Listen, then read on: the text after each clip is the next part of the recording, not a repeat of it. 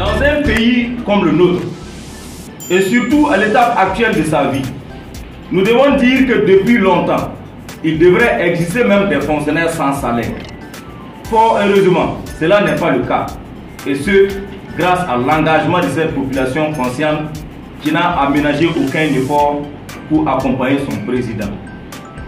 Monsieur le secrétaire général, le gouvernement du capitaine Ibrahim Traoré, par acte de bravoure, a mis fin aux accords de non-double imposition qui nous liaient à la France. Un combat efficace contre les acquisitions abusives des parcelles et un fait réel de nos jours. Les contrats frauduleux et inconscients en cours de dénonciation, tel le cas de l'Onatel et celui de la société SN Sosico. La volonté manifeste du président du Faso d'encourager les dénonciations des actes de corruption, même moyennant une prime.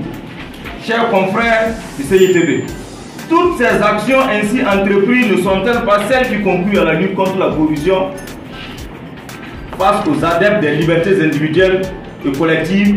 Nous voudrons les rappeler également que le statut du citoyen burkinabé est unique et égal pour tous. Il n'existe pas de Burkinabé qui soit fait pour combattre et d'autres pour critiquer.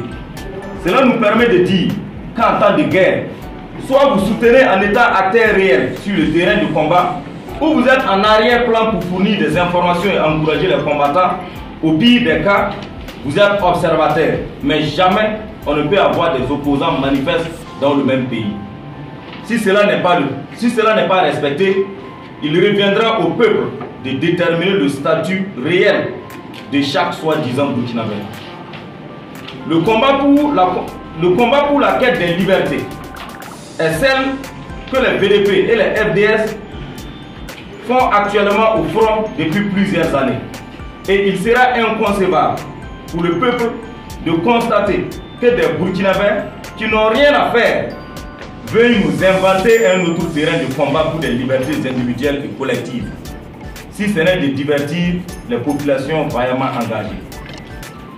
Nous, jeunesse engagée, interpellons toutes les formes d'organisation, ainsi que les plus hautes autorités, de tout mettre en œuvre afin de permettre à notre peuple de demeurer sereinement en droite ligne avec la reconquête de sa souveraineté et surtout celle de la paix qui nous est chère. Nous prenons également à témoin tout le peuple burkinabé face aux jagissements provocateurs de la CGTB qui ne visent aucun intérêt général, si ce n'est que de défier le peuple engagé et surtout de mettre en œuvre leurs ambitions cachées.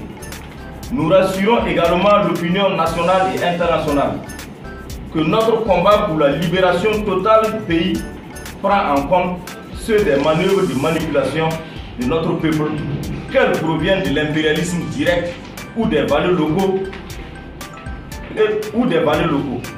Nous regrettons amèrement de voir cette manipulation d'une très chère organisation qui auparavant était digne dans tous les combats auprès des populations devenues aujourd'hui celles manipulées pour des intérêts individuels et égoïstes, allant même jusqu'à prioriser des questions de personnes au-delà de la chose publique. Quelle bassesse! Nous invitons tous nos militants à la retenue et surtout à la vigilance afin de ne pas donner raison à l'impérialisme et à ses valeurs locaux qui n'attendent rien que la division du peuple burkinabé.